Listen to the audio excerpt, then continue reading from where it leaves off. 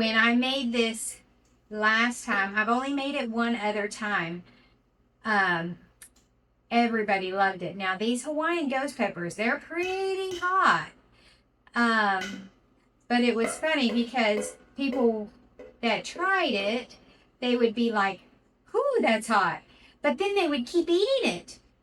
But they were saying it had such good flavor.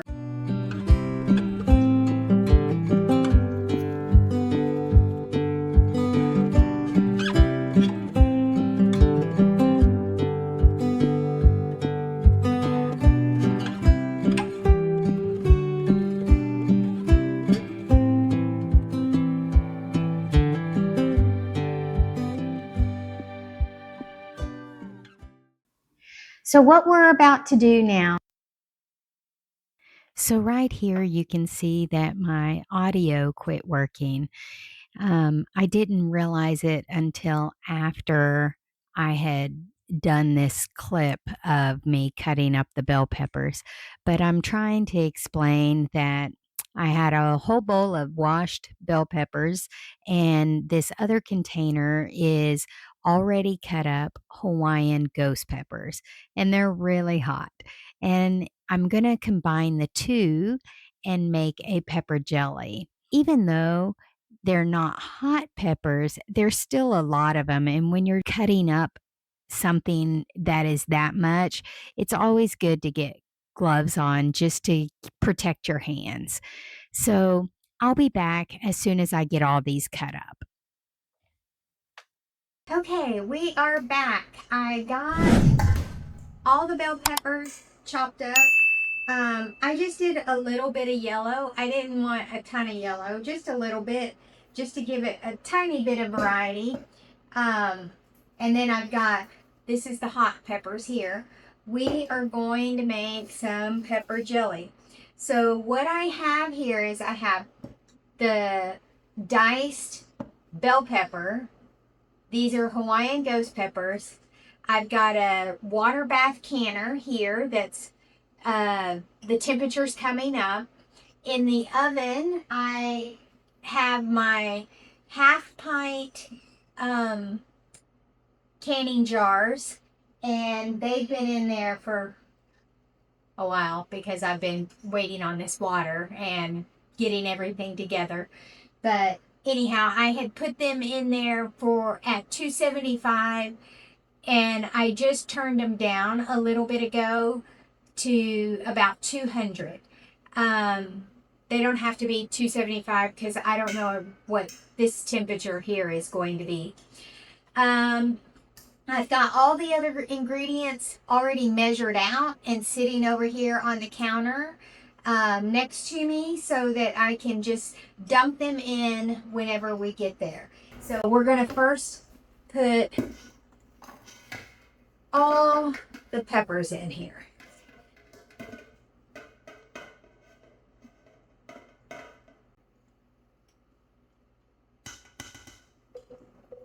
When I made this last time, I've only made it one other time. Everybody loved it. Now these Hawaiian Ghost Peppers, they're pretty hot. But it was funny because people that tried it, they would be like, "Whoo, that's hot." But then they would keep eating it. But they were saying it had such good flavor. So I will definitely link this recipe below. So I'm going to be really careful not to touch any of this.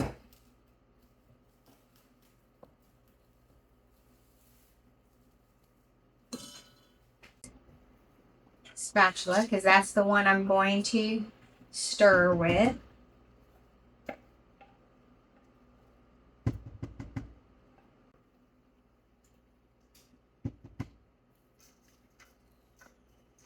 Now I'm just going to kind of mix this up a little bit to begin with. So I'm hoping to get about 15 or 16 half pint jars with all of this. So now that I've got this all mixed together, I'm going to add the vinegar And this is 3 3/4 cups of apple cider vinegar. What I had before was 12 cups of bell peppers and 3 cups of hot peppers. So altogether that was 15 cups of peppers.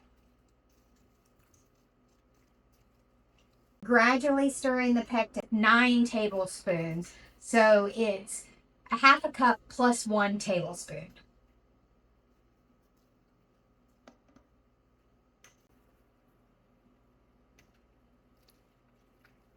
Since it says slowly, I'm just doing a little bit at a time.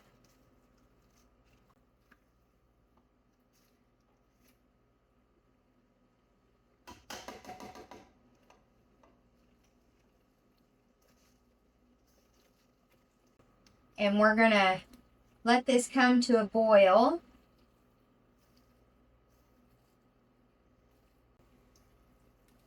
And you want to make sure that when you're doing this that you have a thick bottom pan. That's going to keep your stuff from burning and sticking on the bottom. It's just starting to boil now. But I got to get it to where I can't get it to stop boiling by stirring it. We're going to set a timer for 1 minute. There we go. There's boiling.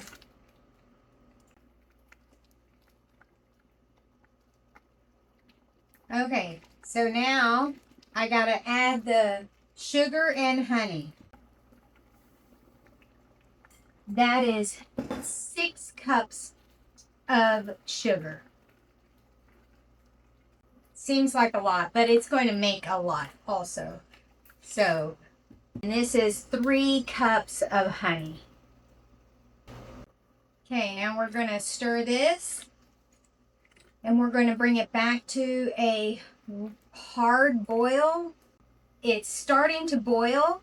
And then we are going to start a timer for 3 minutes when it gets a little bit, just a little bit more.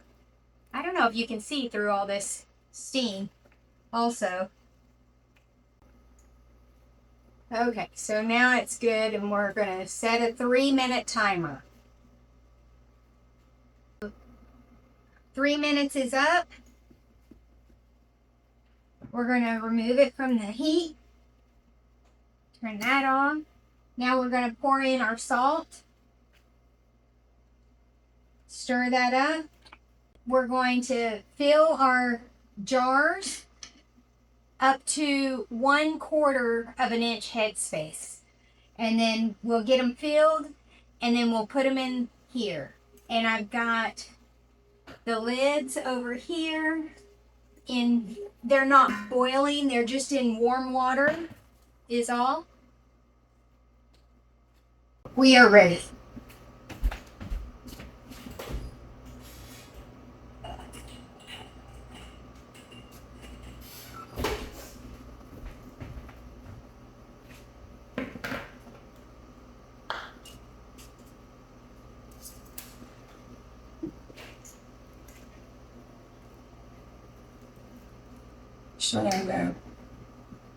There we go.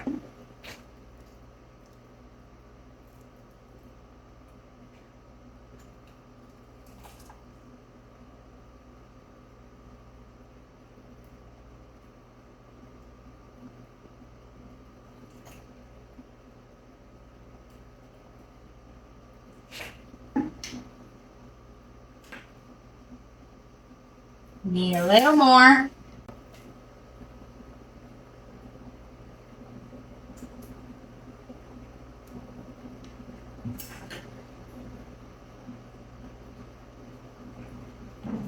Okay. This is just white vinegar for me to wipe the top of the rim.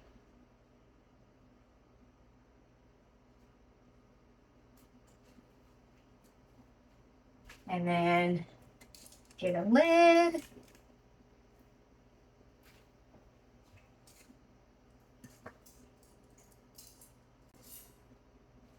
Ooh, that was hot. Hot to touch. Okay, so then, oh, I need my jar. I am going to be doing 2 layers in here. So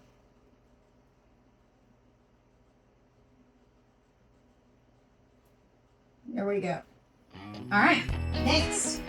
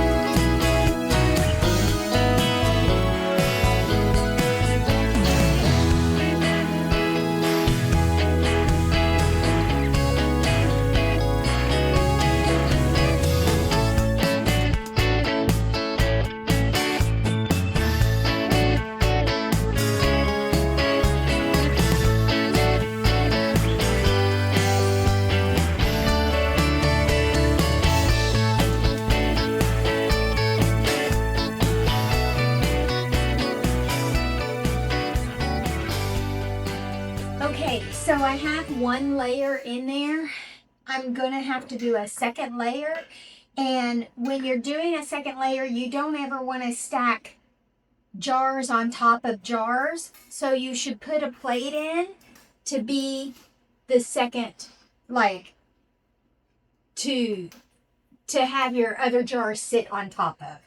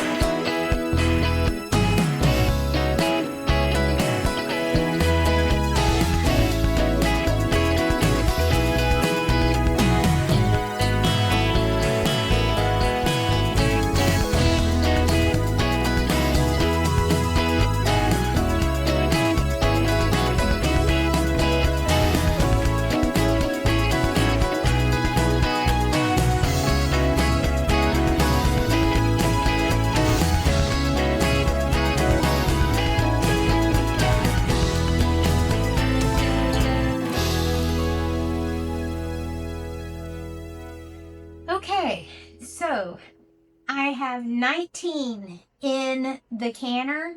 This one, since it is not 100% all the way up to, I mean, it's almost, but it's like an inch away from, yeah, it's 3/4 of an inch from being enough for me to can. But that's okay. This one will go in the refrigerator and my husband will be able to just eat off of this one immediately. I can't can this one. I can't put it in the water bath canner because it's not a full jar. So what I'm going to do here is bring this to a rolling boil. He was hiding from me. Okay, so we're going to put the lid on it just so that it'll come to a boil faster. And then once we get it to a rolling boil, then we'll start counting and we're going to boil it for 10 minutes. That's 10 minutes at my altitude. I'm just below 1,000 feet. If you're above 1,000 feet, you'll have to adjust it for your altitude if you're above 1,000 feet. All right. So 10 minutes.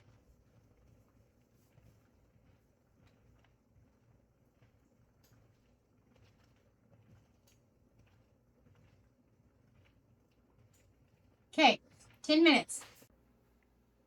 Okay, so we have boiled this for 10 minutes at a hard boil, and then I took it off of the burner and took the lid off and I let it sit for another 5 minutes. So now that it's been sitting and cooling off a little bit, I can take my jars out and just set them out. And then they will sit here for 24 hours before I put them away. I like to pour the water off the top. That's why I'm tilting them.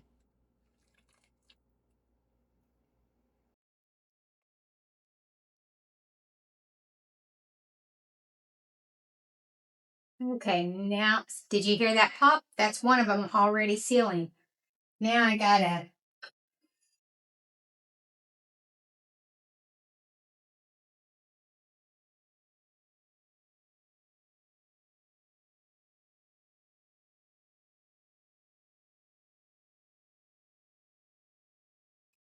there we go. Move this out of the way. Now, also another thing, I don't know that I said anything, but before you do your water, or like when you're preparing your water to do this, you want to put at least a couple tablespoons of vinegar in it, in your water, and that helps make sure that you don't get hard water, like hard water stains and like gritty stuff on your jars.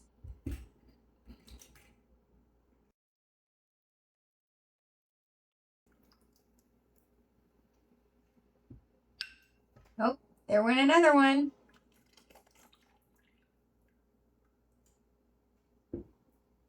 Okay, so we are done with the pepper jelly.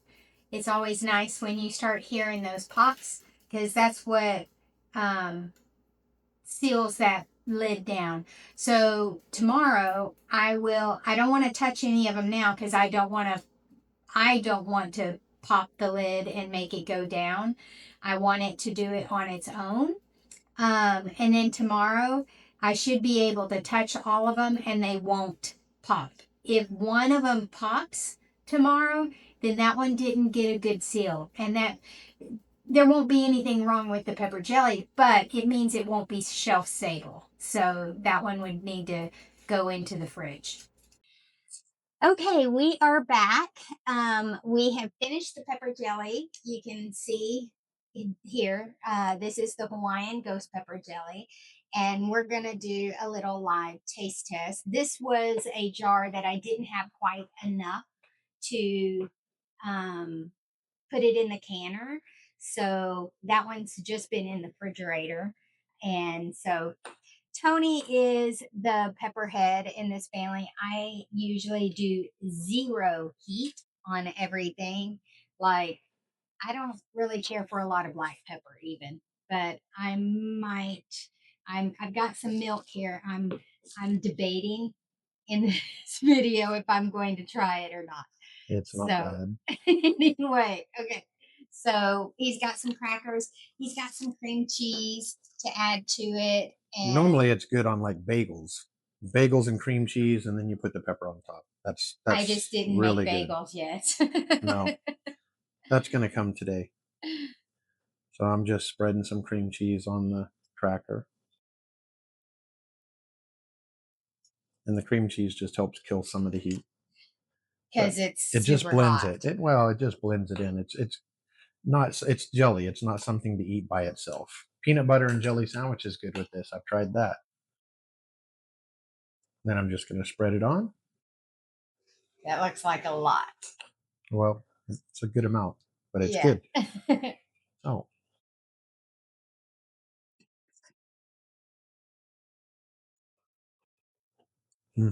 And it's very good.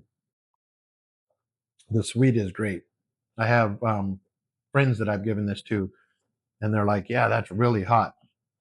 I took some to work and had some pork sliders, and the guys in there were like, man, this stuff is so hot, while they're putting it on their bun to put the pork on there, because if it's with something, it's really good. Yeah, that's what I was telling him when I was making it, is that the first time I made this, he took it to work and the guys were all trying it and they were like, oh, it's hot. But they kept using it. Yeah, they kept because it's got a great flavor. So This one's a little hotter than the last batch because I think we put a little bit more pepper than the first time, but it's still really good. Yeah, and when you're making this, you can adjust the heat however you want. If you want to,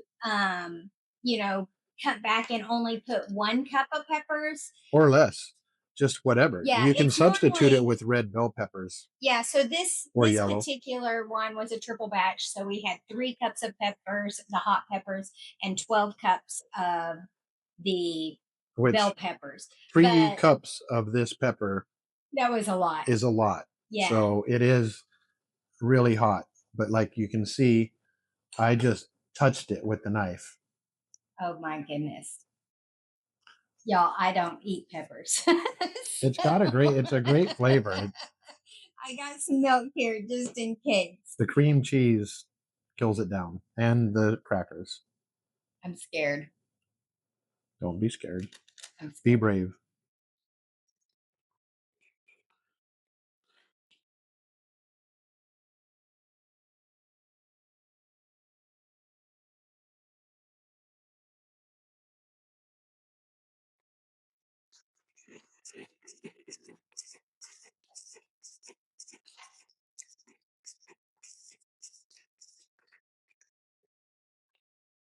Okay, now I can.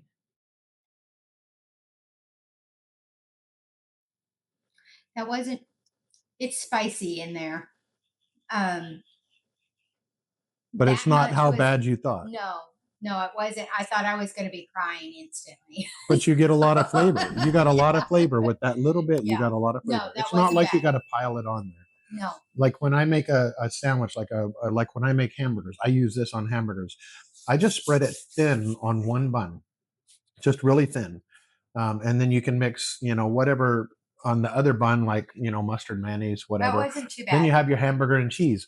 All of that together kills down the heat. So, but the flavor of the jelly and the peppers just comes through just enormous because it's strong. You don't need a lot, but the flavor is very strong all the way through.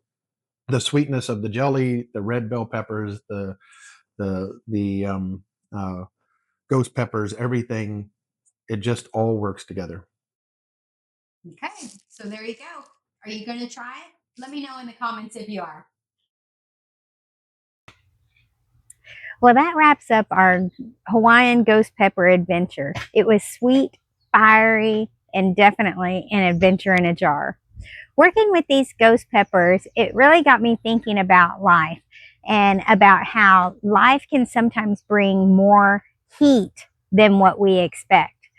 You know, surprises that are like loss, setbacks, stress, unanswered prayers, you know, that's heat that is in our life.